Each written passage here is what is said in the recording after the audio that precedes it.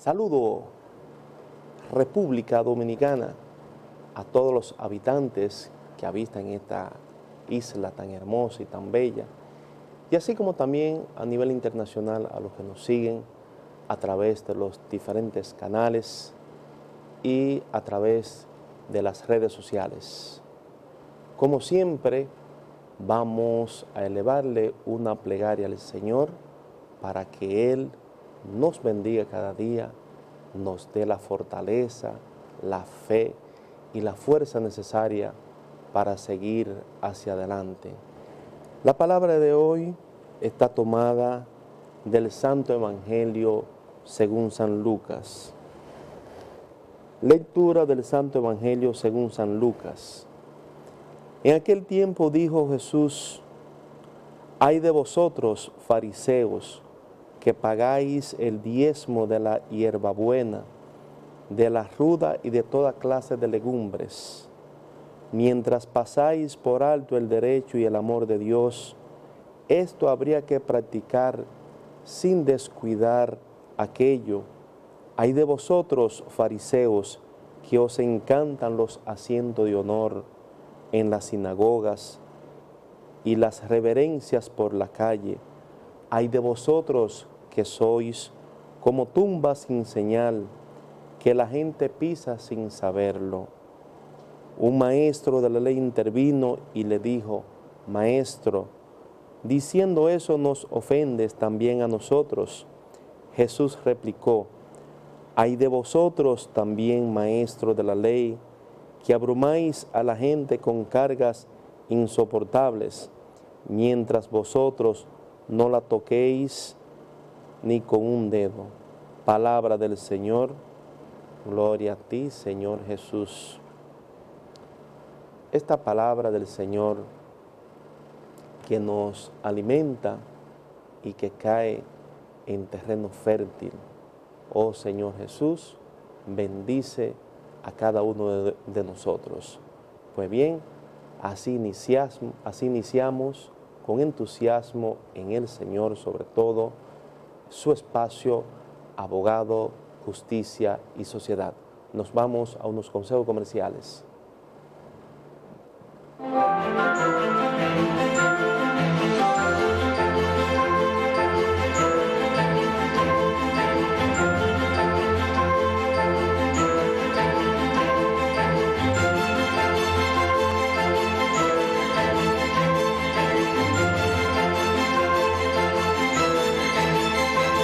Aldapa Bar and Restaurant. Ven y vive una emocionante experiencia con los auténticos sabores dominicanos y extranjeros. Un lugar lleno de vida, color y sabor para disfrutar en familia, para disfrutar con amigos.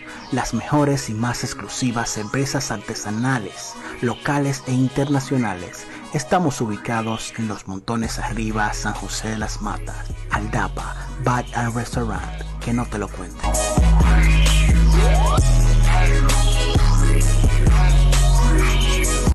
Lo mejor que le podemos dar a nuestros hijos y nietos es una ciudad limpia, organizada y segura, con espacios para el sano esparcimiento.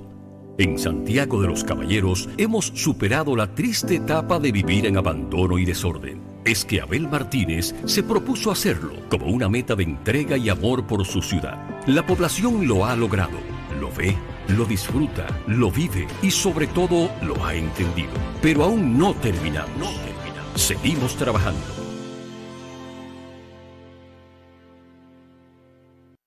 Filtros Robeida, la garantía de su salud. En Robeida usted encuentra todo lo que necesita para el tratamiento de su agua. Llámanos y le serviremos de inmediato.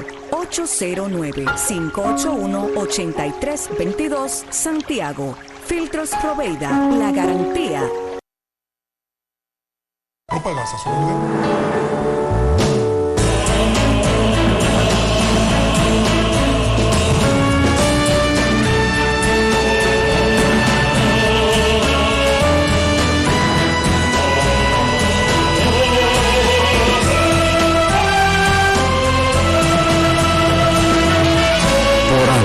Vendremos más.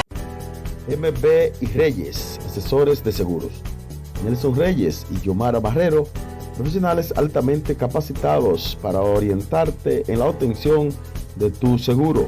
Servicios que ofrecemos: seguros de salud local e internacional, seguros de personas, seguros de automóviles, seguros de propiedades, seguros técnicos, transportes diversos, finanzas.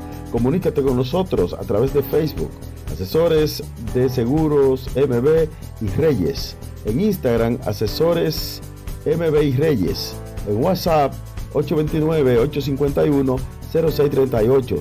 Y tenemos nuestros correos electrónicos: mbasesoresdeseguros1@gmail.com y segurosnelsonreyes@hotmail.com.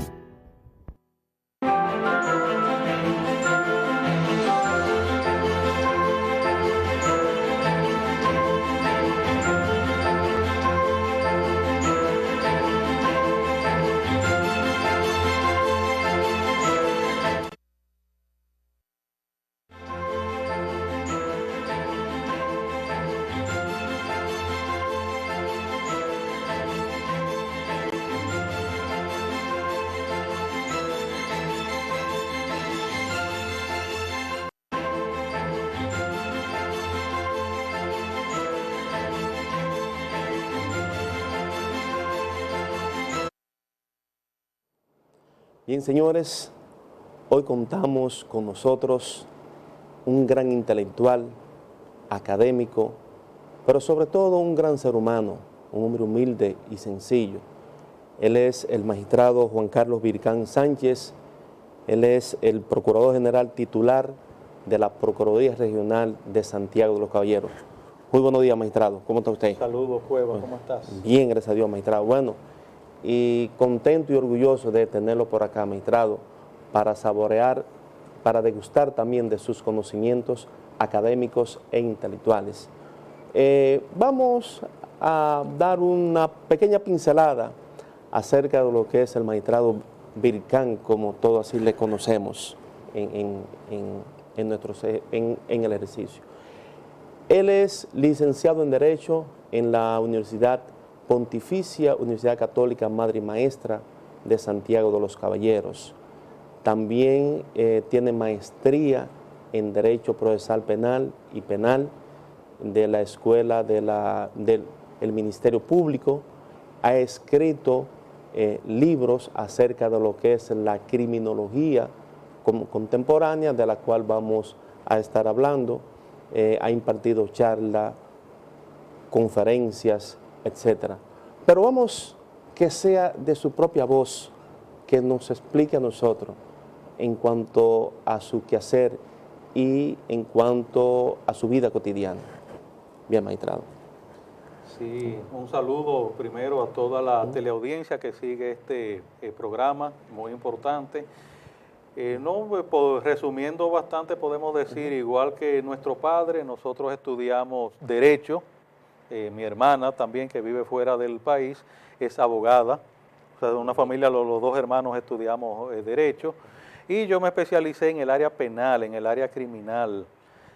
Posteriormente ingresé al Ministerio Público en el año 1996 hasta el día de hoy. Ya tengo 20 y pico de años en estos quehaceres. En febrero del presente año, la Procuraduría General de la República, ante la vacante temporal que se produjo del magistrado González, depositó su confianza en nosotros y nos designó al frente de la Procuraduría Regional, y estamos tratando de hacer el mejor trabajo posible en dicha dependencia. Magistrado, hablando acerca de la cotidianidad de su labor como titular, ¿cómo usted ha conjugado esa labor con relación a las lecturas, ya que usted es una persona bastante leída? Bueno, hay tiempo para todo. Tú sabes que si uno se organiza, puede dedicar tiempo a la familia, que es lo principal, es lo básico, es lo esencial. Puedes dedicarte a tu jornada laboral o a tus labores propias, aún fuera del horario de trabajo, y siempre hay un espacio temporal para el entretenimiento, para el esparcimiento, que es muy necesario para poder mantener la estabilidad emocional y la salud física. Y se saca tiempo para todo. Yo desde antes de ser adolescente ya era aficionado a la lectura. En mi casa siempre ha habido libros clásicos, populares, etcétera. Entonces yo siempre saco, vamos a decir, mi burbuja de tiempo para estas cosas. ¿Cuál es su mayor inclinación? ¿A la literatura o al aspecto de la filosofía? Me inclino, a mí me gusta todo, pero yo me inclino más al área de la filosofía y la historia del pensamiento, el pensamiento occidental. Ahí hay buenos libros, buenos manuales, como el de Bertrand Russell, por ejemplo, el del padre Copleston, que es un tratado monumental de historia de la filosofía, y algunos clásicos antiguos, otros más modernos. Uno lo va asumiendo en el día a día. No, eso no es difícil, leer, estudiar no es difícil. Si usted asume todos los días, o un momentito diario, aunque sea unos minutos, a leer algo, en el transcurso de un año usted se lee varios libros, así como que no quiere mucho la cosa. Así. Pero me gusta todo, me gusta la literatura también, Víctor Hugo, obras populares también, ¿por qué no? Dan Brown, la saga de Dan Brown, pero me inclino más hacia lo clásico. Usted escribió un libro que ha sido un bestseller a nivel nacional e internacional. ¿Cómo se llama el libro que usted escribió? Sí, es una pequeña obra, no es voluminoso, se llama Estudios sobre Criminología y Derecho Penal. Lo que recoge este pequeño volumen, publicado en el año 2011, hace ya 10 años, es un conjunto de trabajos, de ensayos breves de temas criminológicos. Ahí hablamos de las diferentes escuelas de criminología, de lo que es el perfil sospechoso, lo que se llamó antaño el tipo criminal, que va unido también a lo que es el perfil, así como el manejo de casos y procesos y situaciones que se dan en el día a día de la praxis judicial y que nosotros podemos contrastar con ese edificio teórico de la criminología. Correcto. Usted en su libro hace mención acerca de lo que es la geografía del crimen y también hace mención de un gran filántropo que se llamó Freddy Prestol Castillo. ¿Qué opinión usted le merece a ese gran jurista también? Freddy Prestol Castillo fue fiscal del Ceibo en el año 1940. Wow. Entonces, como fiscal pudo ver una serie de casos, de procesos en los que participó. Estamos hablando de una sociedad pequeña, también la manera de pensar era otra.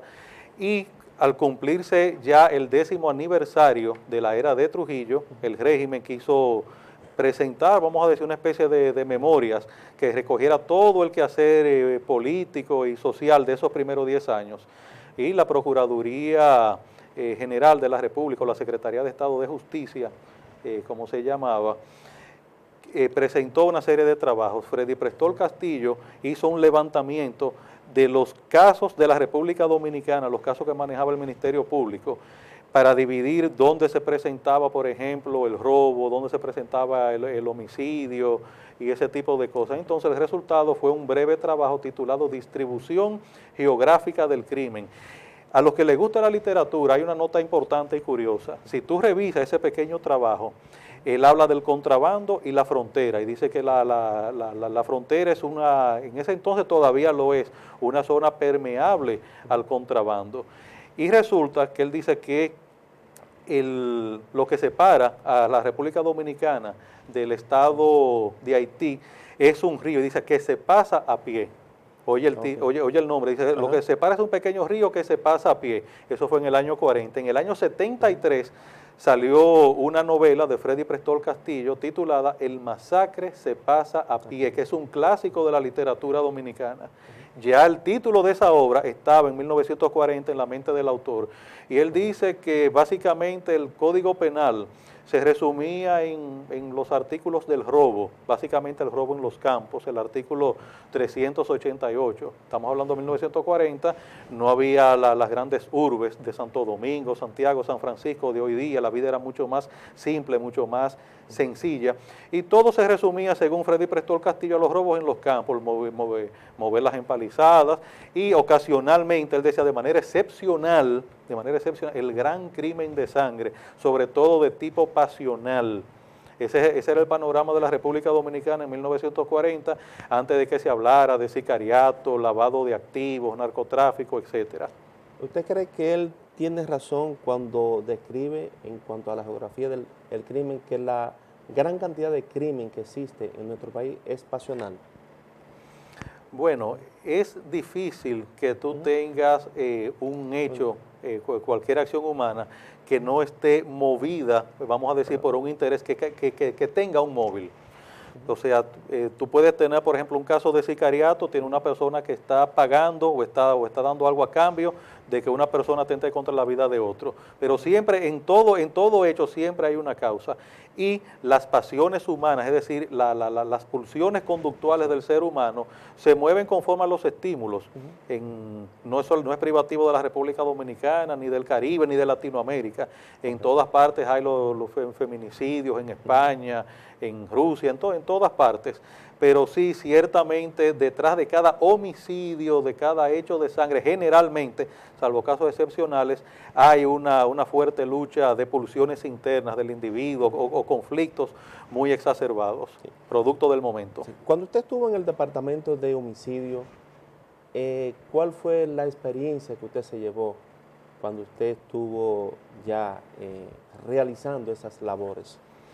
Sí, en el año 1996, cuando ya se perfilaba que próximamente se iba a hacer alguna reforma, tanto al Código Penal como al Código de Procedimiento Criminal, ese era su nombre, ¿no? Sí, claro. Al viejo Código de Procedimiento Criminal, uno de los primeros pasos que se dio fue pasar a algunos miembros del Ministerio Público a las sedes de la policía para que trabajaran conjuntamente con la Policía Nacional, investigando y trabajando estos casos.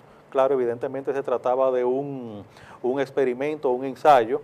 Eso dio unos resultados iniciales que quizás no fueron los más deseados, pero sirvió para romper ese monopolio que tenía la policía hasta entonces en cuanto a esa investigación preliminar de los casos, antes de que se apoderara al juez de instrucción a través del fiscal. Yo tuve la oportunidad, y esto me sirvió, eso fue prácticamente una universidad, porque eso no lo enseñan en el ámbito académico, de trabajar en el terreno un conjunto de casos reales, o sea, investigar de la mano de otras personas quizás con más experiencia, pero con menos preparación teórico, legal, vamos a decir. Pudimos trabajar de la mano, hicimos levantamientos de cadáveres, participábamos en la labor propia de la investigación y sobre todo esa experiencia con los médicos legistas. Recuerdo a mis profesores de la universidad, el doctor Bolívar García, el doctor Víctor Liriano, el doctor Robert Tejada Tío. Manejamos cientos de procesos a toda hora del día y en toda época del año, incluyendo Nochebuena. Ya usted sentado a la mesa con la familia y lo llaman, que hay un 129, sí, es la clave, un muerto. Sí. Entonces a salir a buscarlo, a levantar la escena, todo eso. Y eso me sirvió para acumular mucha experiencia práctica y complementarla con aspectos teóricos que al día de hoy son una herramienta fundamental en mi trabajo. Fue una experiencia realmente enriquecedora. Muy bien. Magistrado, usted en su libro, bueno, yo lo leí y quedé muy fascinado por la riqueza académica y material también. Usted aborda, hay algo que en nuestro país parece que es como desconocimiento, y es, usted aborda que el primer asesino en serie fue o es de la República Dominicana. ¿Te acuerdas? Sí, efectivamente.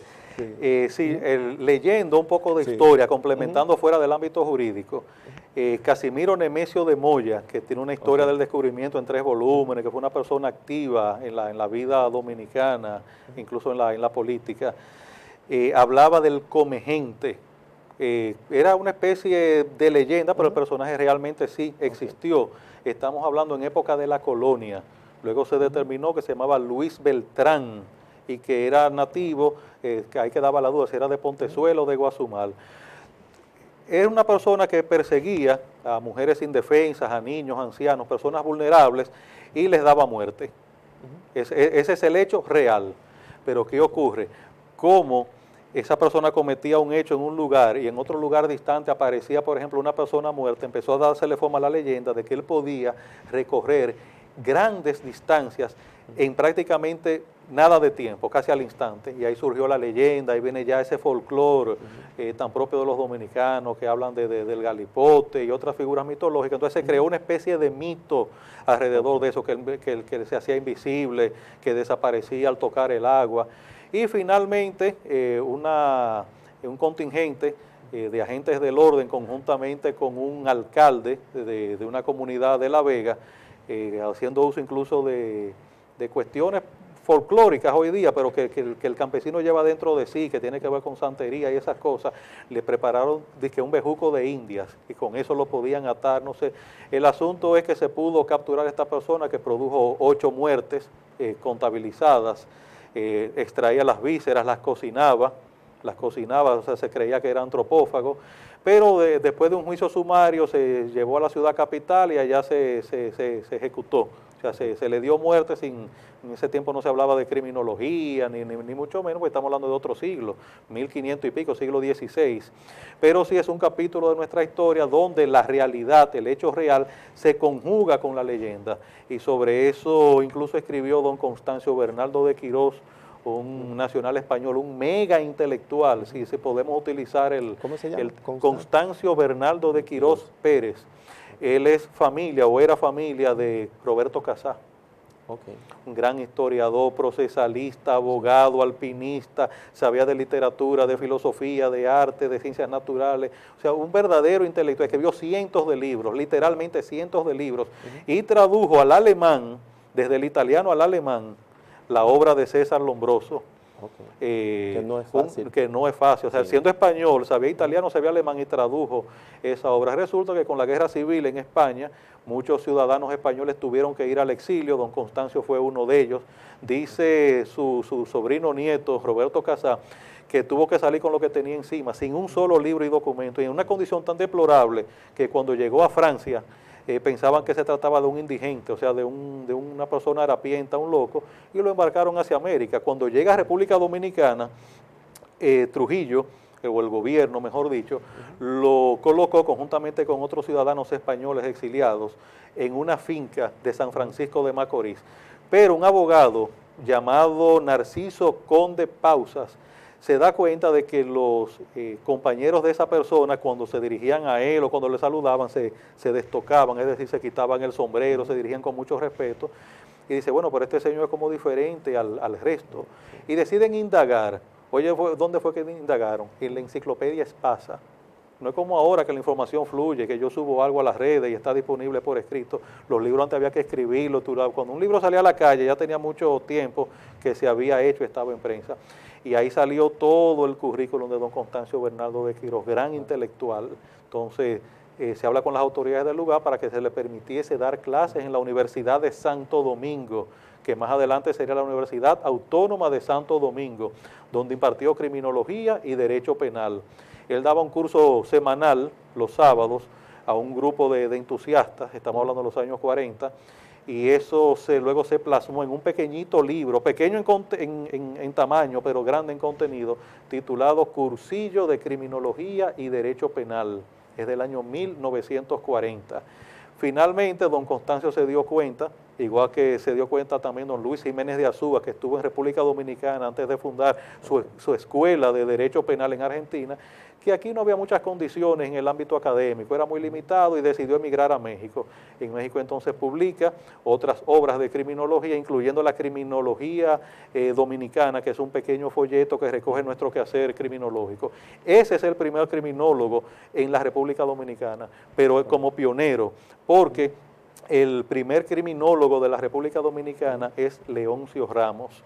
Los que son profesionales del derecho recordarán o recuerdan o tienen su libro Notas de Derecho Penal Dominicano, un libro ya un poco viejo, pero pocos recuerdan una obra que solamente se hizo a maquinilla, o sea, nunca se imprimió, sino que uno de sus alumnos hizo unas notas, eso se mimeografió y está disponible en algunas bibliotecas, yo lo tengo, que es Notas para un Derecho Procesal Penal Dominicano y un cursillo, unas notas de introducción a la criminología, que luego posteriormente se publicó. Yo también tengo un ejemplar, ya una obra un poco vieja, ha pasado unos años, las cosas han cambiado, pero nuestro primer criminólogo, o sea, el padre de la criminología dominicana es Leoncio Ramos Jerez y el antecesor, el pionero, don Constancio Bernardo de Quirós Pérez. Magistrado, usted es una enciclopedia. No, uno que aprende, Dios le bendiga uno aprende algunas cosas, uno que aprende. Dios le bendiga su gran intelecto. Magistrado, vamos a hablar ahora de lo que es la casación. ¿Qué nosotros podemos entender por el recurso de casación en la República Dominicana? Sí, lo voy a tratar de sintetizar lo más posible. Ok, correcto. Usted tiene un proceso de la naturaleza que sea, penal, civil, laboral, lo que sea. Usted lanza una demanda y eso va a terminar tarde o temprano en una sentencia, luego de hacerse la instrucción del lugar. El que no está conforme ejerce un recurso, es decir, ataca ante una jurisdicción superior esa decisión. El recurso que generalmente está abierto es la apelación, pero luego de pasar el filtro de la Corte, el que no esté conforme con ese fallo puede acudir a la Suprema Corte de Justicia alegando únicamente cuestiones de derecho en un recurso de naturaleza extraordinaria que es la casación. Entonces la casación es el recurso que está abierto y que conoce la Suprema Corte de Justicia contra aquellos procesos que ya han pasado o el único grado de jurisdicción en alguna materia que lo permiten de esta manera o que luego haya pasado el doble grado. Sí. ¿Quién puede intentar el recurso de casación? Vamos a ceñirnos estrictamente a la materia penal, que es la que nosotros trabajamos. La casación la puede incoar cuando proceda, evidentemente, porque el legislador no tiene ese recurso abierto para todos los casos. Aquellas partes que hayan sido sujetos procesales, es decir, las partes en el proceso, por ejemplo, el querellante, el actor civil, el imputado, evidentemente, la persona civilmente responsable, sobre todo en materia de accidentes de vehículos, que es lo más frecuente que se da, solamente alegando cuestiones jurídicas, o sea, cuestiones que tengan que ver directamente con la violación a la ley, porque la Suprema no es un tercer grado de jurisdicción. Entonces el recurso de casación vendría siendo eso, es la última palabra ya en materia judicial, donde se va a determinar si la ley ha sido bien o mal aplicada en un determinado caso. Magistrado, yo recuerdo una vez que la Procuraduría General de la República puso como ejemplo un recurso de casación elaborado y hecho por usted. ¿Usted recuerda ese recurso? ¿Tú te refieres al año 2006, el que tuvo que ver con la oralidad? Exactamente. Sí, tengo alguna idea. Correcto. Mira qué fue lo que pasó. El Código Procesal Penal era nuevo, verdaderamente nuevo, o sea, entró en el 2004, este caso se falló en la Suprema en el 2006, quiere decir que si le tumbamos, vamos a decir un año, en el 2005 esto se conoció en la Corte. Resulta que la normativa del Código Procesal Penal establece que el juicio es oral, es decir, en materia penal no litigamos con papeles, con memoriales, con escritos de defensa, réplicas, contrarréplicas, etcétera, sino que el proceso es oral, las partes van y debaten delante del juez, presentan sus pruebas, su teoría del caso y sobre eso el juez tiene que fallar. Pero esa normativa, ya al haberse reformado el anterior código, establecía que ese recurso se notificaba a las demás partes para que lo respondieran por escrito y en su caso, si lo entendían del lugar, presentaran pruebas.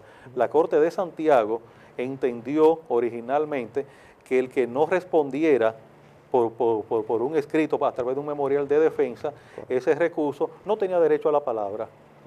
Como el código establecía que se notificaba para que lo respondieran por escrito, entonces decían que no tenía derecho a la palabra y llegaron incluso a pedirnos que abandonáramos el estrado y a otras personas también, a querellantes, actores civiles.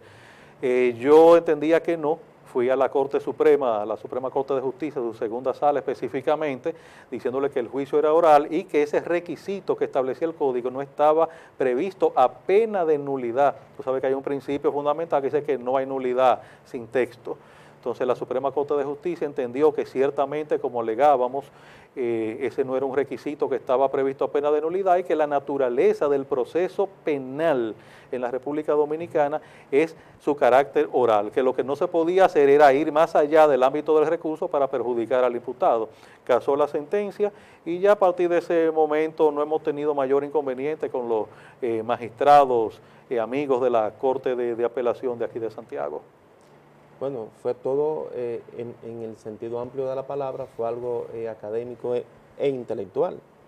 Sí, fue un ejercicio, fue uno de mis primeros recursos de casación también. Okay. Hay otros recursos de casación que también han sido, o sea, que igual que ese. Parecidos. Por ejemplo, yo te puedo citar Tú sabes que el artículo 382 del Código Penal, que define el robo con violencia, lo que comúnmente llamamos atraco, que cuando se produce o producto de esa acción a una persona se le produce algún tipo de lesión, por mínima que sea, aunque sea una contusión, una pequeña herida, un rasguño, se aplicará el máximo de la pena. Aquí hubo varios procesos donde personas fueron condenadas, por ejemplo, a 20 años, y la Corte en el ejercicio de recurso de apelación le bajaba un poco, a 15, a 12, a 10. Hubo uno donde la pena que se impuso en primer grado fue de 8, pero como la Fiscalía en ese momento no apeló, no se podía agravar la situación del imputado. Entonces la Corte lo bajó a 6. Yo recurrí ambos en casación y efectivamente la Suprema dijo que el mandato de la ley era muy claro y que si esas personas presentaban un reconocimiento médico, un certificado del médico legista, certificando esas heridas, la pena era la máxima. Y hay otros recursos más, como por ejemplo el uso de la línea 1200, para dar órdenes de allanamiento en horas no laborables. La Corte recientemente, digo recientemente, pero hace ya como 2 años, había dicho que el teléfono no era para dar órdenes, porque se establece que la orden de allanamiento debe ser notificada y se le entrega un escrito a la persona que va a ser requisada, etcétera. Nosotros volvimos a recurrir, ahí tenemos 2 precedentes, de que la orden no necesariamente es escrita y que para eso la Suprema estableció una línea telefónica de emergencia para que de noche o días de fiesta, por ejemplo un Viernes Santo, ¿qué juez va a estar a las 10 de la noche en un Palacio de Justicia? ¿Qué fiscal? ¿Qué abogado?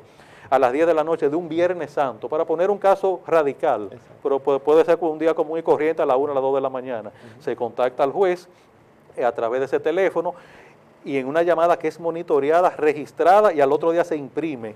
La resolución que se da verbal al otro día se imprime y se entrega a la parte a quien se le hizo la requisa, porque es de naturaleza excepcional. Entonces la Suprema dijo que no, que de manera excepcional se puede hacer por escrito. Entonces tenemos el de la línea 1200, un caso más sencillo de simple lógica fue que la Fiscalía pide una orden de allanamiento a las 8 de la noche, el juez a las 8:30 la autoriza y se ejecuta sobre las 9, 9 y pico. Entonces la Corte en ese momento me dijo, o nos dijo, que la orden no decía expresamente que era para ser ejecutada en horas de la noche. Dije, bueno, pero del contexto general, si yo me presento o localizo a un juez en horas de la noche y me da la autorización poco después, yo ejecuto también poco después, de ese contexto general se sobreentiende que para ejecutarse con urgencia en horas de la noche, la Suprema lo entendió así y ese fue otro de los recursos. Y el más reciente que me notificaron precisamente la semana pasada, que tiene que ver con el caso Pasión. Aquí le ponemos algunos nombres para tener una referencia rápida, pues cada proceso tiene un número, pero son números largos, SRES, raya, SSEN, no, sino el caso Pasión. Ese proceso, la Fiscalía presentó acusación por lavado de activos, por proxenetismo, asociación de malhechores, hubo 4 personas sometidas y los jueces de primer grado descargaron a esas personas. La Fiscalía apela, nosotros asumimos el recurso en la Corte, lo sustentamos, la Corte rechazó el recurso, ratificó la decisión, pero uno, haciendo un esfuerzo ya mayor, dije, vámonos a la Suprema Corte de Justicia, que yo entiendo que razonablemente es sustentable. Pues recientemente, es decir, el 31 de agosto, la Suprema Corte de Justicia falló casando la decisión, es decir, acogiendo nuestros recursos y enviando a un nuevo juicio, no a que se conozcan los recursos nuevamente, enviando a un nuevo juicio. Eso ahora irá a primer grado, donde esas 4 personas tendrán que responder por sus acciones. En resumidas cuentas, ¿cuáles fueron los ejes de ese recurso? Bueno, sencillo. Lo primero es que en materia de testimonio o de prueba testimonial, hay testigos presenciales y testigos referenciales. El testigo presencial es aquel que de manera directa ve o escucha o tiene conocimiento de algo. El referencial es el que no está en el lugar, pero refiere, de ahí el nombre referencial, o cuenta que a través de otra persona pudo tener conocimiento de algo. Correcto. Entonces, ese testimonio referencial es valorado por un juez. Tanto en primer grado como en la Corte nos dijeron que como lo que ese testigo manifestó no pudo ser avalado por otro elemento de prueba, que eso no tenía validez. Ese fue un punto. El otro punto es que como se hablaba de prostitución y proxenetismo y al no presentarse ninguna víctima, tampoco se pudo establecer ese tipo penal. Nosotros dijimos que no, que el proxenetismo, la prostitución en primer lugar no es penada en la República Dominicana. Oigan esto, la prostitución no es ilegal en la República Dominicana, el proxenetismo sí, es decir, la labor de intermediación o de mediación para obtener beneficios. Entonces, ya finalmente, como no había prostitución, ellos dijeron que tampoco había lavado de activos, pues no existía delito antecedente, nosotros atacamos en esos 3 frentes y también obtuvimos ganancia de causa. Estamos esperando que fijen para entonces trazar nuestra estrategia y presentar nueva la acusación del Ministerio Público. Bueno, magistrado, usted me dejaba hasta sin palabra aquí. Excelente. Magistrado, vamos a una pausa, pero vamos a dejar una preguntita en el aire. Vamos a hablar después de lo que es la reforma policial, cuál es su parecer y qué usted entiende por la reforma policial. Pues bien, señores, nos vamos a unos consejos comerciales.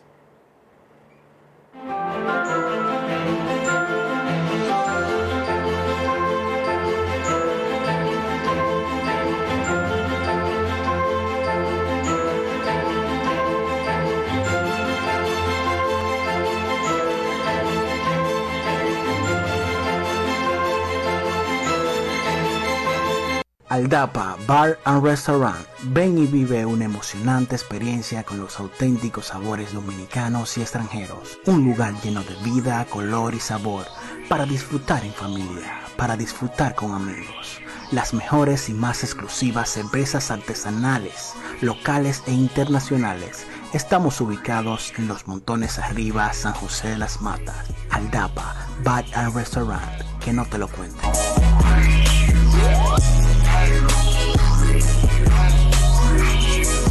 Lo mejor que le podemos dar a nuestros hijos y nietos es una ciudad limpia, organizada y segura, con espacios para el sano esparcimiento. En Santiago de los Caballeros hemos superado la triste etapa de vivir en abandono y desorden. Es que Abel Martínez se propuso hacerlo como una meta de entrega y amor por su ciudad. La población lo ha logrado, lo ve, lo disfruta, lo vive y sobre todo lo ha entendido. Pero aún no terminamos. Seguimos trabajando.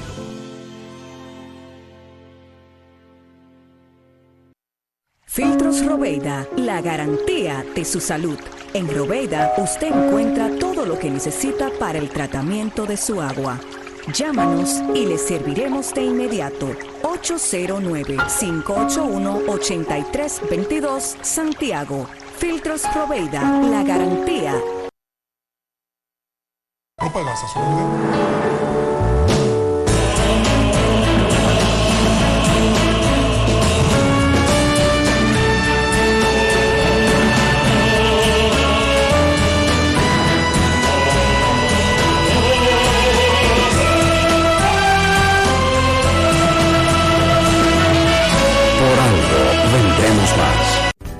MB y Reyes, asesores de seguros. Nelson Reyes y Yomara Barrero, profesionales altamente capacitados para orientarte en la obtención de tu seguro.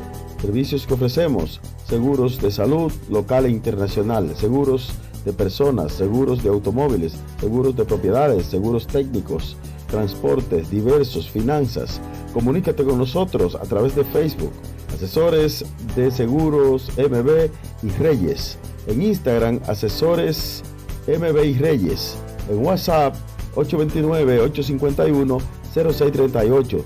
Y tenemos nuestros correos electrónicos: mbasesoresdeseguros1@gmail.com y segurosnelsonreyes@hotmail.com.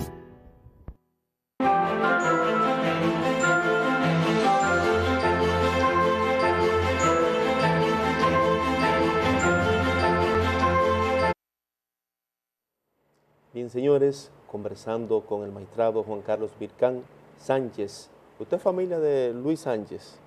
Son como primos, ¿verdad? Quizás salió, aunque Sí. mi familia vino de Puerto Rico, es una familia Ok. muy corta, prácticamente desapareció, pero podemos salir primos por ¿Verdad que algún sí? lado, No, sí. está bien. Y del magistrado Víctor Víctor, también. sí, del señor. magistrado Víctor. Señor. Bien, además que él es mi superior, él es el titular de la Procuraduría General especializada de Procuraduría Regional de Santiago de los Caballeros. Bien, magistrado, vamos a conversar acerca de lo que es la reforma policial y queremos ver cuál es su opinión con respecto a ese tema. Es un tema de palpitante actualidad, un tema de mucha preocupación desde hace años. El asunto, el tema de la policía no es un tema cosmético, de simplemente cambiar uniformes, ciertas cosas, no es un asunto sistémico. ¿Por qué razón? Como es el problema también de los abogados, de los jueces, de los profesionales, de todo el mundo en general. Porque ¿qué sucede? La materia prima, es decir, el ser humano, el ente individual, la persona que va a ser policía o que va a ser abogado, o que va a ser ingeniero o técnico electricista, lo que sea, surge de la misma sociedad, o sea, tiene el mismo origen.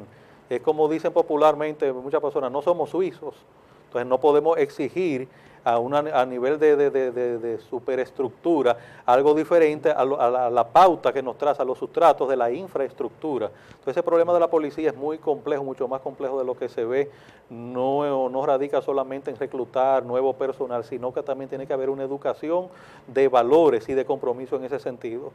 Yo creo que el problema de la policía, a mi parecer particular, porque es un tema que está en discusión, de hecho mañana tenemos una invitación para participar en una mesa de discusión aquí en Santiago, en la gobernación, con otros actores, para hacer propuestas y dar opiniones respecto a los ejes o al enfoque que debe tener dicha reforma. Yo lo veo desde dos puntos de vista. Hay un primer tema que es el de credibilidad y el otro es el de confianza. O sea, lamentablemente nuestra población en general no tiene la confianza que merecería una institución del orden. O sea, la gente no confía en la policía. Es algo lamentable, es algo que se ha arrastrado precisamente por esos vicios de antaño, como tampoco confía en muchos operadores del sistema de justicia. Es algo que tenemos que trabajar, pero es precisamente por tantos golpes sufridos históricamente. Vamos a volver no a la literatura, vamos a volver a los autores dominicanos. Correcto. Antonio Saglul, el autor de Mis 500 Locos, que recientemente salió una película. Yo no he podido verla, pero sí he visto el tráiler. ¿Cómo se llama? Mis 500 Locos. No. El autor, Antonio Saglul, que fue el célebre psiquiatra en época de Trujillo, que estuvo ahí en Pedro Brán, en lo que llaman el 28. Entonces, él escribió un libro llamado Mis 500 Locos, pero escribió muchos tratados más, muchos libros más. Él es autor de lo que se llama la teoría del gancho, o la tesis del gancho, y dice que el dominicano en todo ve un gancho. Si tú le dices, te presenta una oficina, las personas se estudian recíprocamente, hay uno que cree que tú lo vas a engañar, el otro cree que tú lo estás midiendo, y aquí todos, en el ámbito que sea hasta deportivo, no vayamos muy lejos. La temporada de pelota va a comenzar ahora en octubre, a finales de octubre. Correcto. Entonces hay gente que dice que tiene que darse las Águilas y el Licey, o Licey Escogido, porque eso es lo que deja dinero. Si se da con otros equipos, entonces no, porque eso no es rentable, tiene que darse Águila Licey. Y si se da Águila Licey, ningún equipo puede barrer al otro en 5 juegos, como ha pasado muchas veces, correcto, porque se supone que debe dejar beneficios. Entonces aquí todo siempre, que todo está hablado, que todo está acordado, que todo obedece como una segunda intención. Es la teoría del gancho. Entonces así se ve en todo ámbito, eso mismo genera que en toda la sociedad, no solo con la policía, sino en todos los ámbitos, siempre se perciba como una iniciativa o una presunción de mala fe hacia la persona que tenemos enfrente. Y eso es un asunto que va más allá de la reforma policial. Eso es trabajar nosotros como sociedad, educar en valores, en base a principios, para eliminar esa paranoia social que arrastramos no de ahora, de décadas, sino de siglos atrás. Magistrado, en cuanto a la reforma, parecería que los hechos acontecidos últimamente, por ejemplo, donde se han envuelto, donde hay policías involucrados o reñidos con la ley penal, parecería como que ha hecho empujar más el tema de la reforma policial. Sí, efectivamente. Aparte de eso, el presidente de la República, Luis Abinader, desde un principio ha dicho del compromiso que tiene con esa reforma, que nosotros vemos muy bien y que nos sentimos muy contentos, muy satisfechos porque así sea. También la magistrada Miriam Germán Brito, nuestra superiora, la jefa del Ministerio Público, está comprometida con esta reforma. Nosotros entendemos que independientemente de esos hechos, en las últimas semanas, independientemente de eso, ya había una intención de tocar fondo con este tema. O sea, de no darle, como decía hace un momento, pinceladas cosméticas, que vamos vamos a cambiar el uniforme, que vamos a comprar nuevas unidades de transporte, de logística. No es un asunto de fondo, y tengo entendido, o sea, tengo la convicción por lo que estoy viendo, que eso se va a lograr en este momento. Correcto. Magistrado, hablando de lo que es la violencia en la República Dominicana y específicamente aquí en Santiago, se dice que en la actualidad la violencia está arropando mucho terreno, la gente se está quejando mucho. ¿Cuál es su opinión al respecto? No, efectivamente, nuestra sociedad de por sí, por el propio origen que tiene, lleva ciertos componentes de violencia. Entonces, al crecer las urbes, es decir, al producirse esa emigración de esa vida apacible, pastoril, bucólica del campo, hacia la ciudad, donde las personas tenían una vida sencilla, se acostaban temprano, no había tanta diversión, no había tanto desarrollo económico tampoco. Estas personas se trasladan a la ciudad, a las grandes urbes.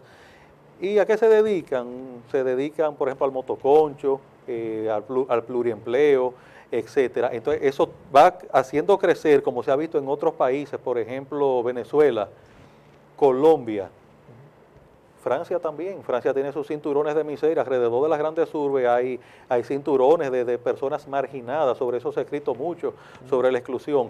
Entonces, esa marginación, esa exclusión es un foco de violencia. Esa persona que sale de un ambiente del campo a la ciudad. Eso comenzó aquí a finales de los años 70. Esa es la migración. Antes era 70% aproximadamente en el campo y 30% urbano. Ya la mayor parte de la población está en núcleos urbanos que crecen, donde las relaciones sociales son más complejas, más complicadas. Hay fenómenos delictivos también, como el microtráfico de drogas y de otras sustancias como el alcohol o de armas, etcétera, que complican las relaciones sociales. Entonces eso, aunado a la propia complejidad de la vida social, evidentemente tiene su manifestación en la esfera delictiva. Magistrado, dentro de sus funciones como titular de la Procuraduría Regional de Santiago, ¿cuáles son las principales funciones que usted tiene ahora mismo? Bueno, la labor de las Procuradurías Regionales, como la Procuraduría de la Corte, como todavía se conoce, muchos decimos en el ámbito del día a día, pero la labor de las Procuradurías Regionales es coordinar con las fiscalías, es decir, la Procuraduría Regional de Santiago, que otrora abarcaba a Puerto Plata y a Valverde, Mao, ahora solo tiene a Valverde. Puerto Plata ya es un departamento judicial y tiene su propia Procuraduría Regional. Nosotros lo que hacemos es coordinar e instruir en las labores de la Fiscalía, y tenemos una labor general de supervisión y seguimiento, básicamente, y velar por la ejecución de las decisiones, tanto de la Dirección de Persecución del Ministerio Público como de la propia Procuraduría General de la República. Es decir, coordinar básicamente la política criminal del Estado y supervisar las fiscalías. También está dentro de sus labores la supervisión a los centros penitenciarios y o cárceles. Sí, ya hay una legislación, una ley nueva sobre eso, pero el procurador regional mantiene la supervisión sobre los centros de corrección y rehabilitación. Efectivamente hay un organismo técnico que solamente se dedica a eso, que es la dirección del nuevo modelo y la dirección de prisiones, pero el procurador en su región, en su ámbito, tiene una labor también de supervisión de lo que pasa en esos centros. Okay. Excúseme con la pregunta, que es un poco más personal. Cuando usted va a la supervisión, siempre usted va por las diferentes áreas en los centros penitenciarios. Sí, evidentemente, y en ocasiones, aunque es de estilo, vamos a decir, por cortesía, por protocolo, cuando tú vas a visitar a alguien, tú le llamas previamente, dices, mira, voy para tu casa. Nosotros en ocasiones lo hemos hecho así, cuando nos interesa ver a nivel general lo que ocurre en los centros de corrección y rehabilitación, pero para poder tener una visión más cercana, nosotros nos aparecemos sorpresivamente a esos centros en horas de trabajo, sin decir que vamos para allá para ver los diferentes pabellones, las áreas de trabajo, las dependencias, qué falta, qué se está moviendo, y ahí tratamos de cumplir lo mejor posible con nuestra función. Recientemente nosotros estuvimos en Rafael Hombres, Rafael Mujeres, hicimos algunas comprobaciones en el lugar, hablamos con internos, entramos a algunos de los pabellones, a la barbería, vimos que está en el ámbito de lo que es la producción, Rafael está muy organizado. Muy organizado. Hay algunos temas sí que tenemos todavía que mejorar, pero todo eso lo convertimos en un informe, lo pasamos a las instancias del lugar y conjuntamente con ellos colaboramos para que el trabajo o la labor que allí se desarrolla sea efectiva. Bien, magistrado, nos vamos a unos consejos comerciales para entonces continuar con la excelente entrevista a cargo del magistrado Juan Carlos Vircán, Procurador General Titular de la Procuraduría Regional de Santiago de los Caballeros.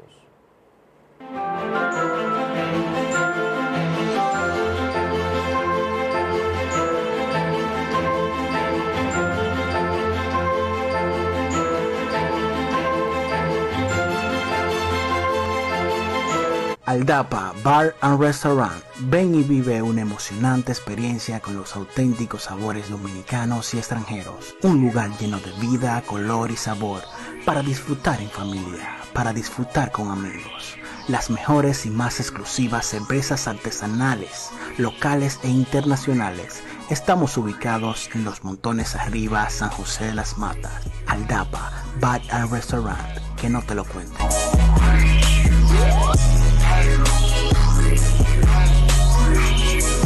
Lo mejor que le podemos dar a nuestros hijos y nietos es una ciudad limpia, organizada y segura, con espacios para el sano esparcimiento. En Santiago de los Caballeros hemos superado la triste etapa de vivir en abandono y desorden. Es que Abel Martínez se propuso hacerlo como una meta de entrega y amor por su ciudad. La población lo ha logrado, lo ve, lo disfruta, lo vive y sobre todo lo ha entendido. Pero aún no terminamos. Seguimos trabajando.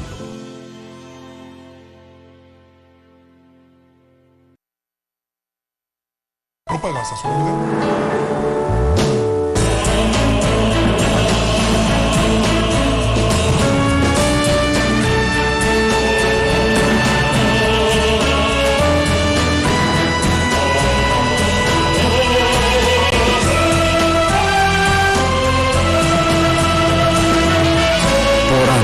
Vendremos más.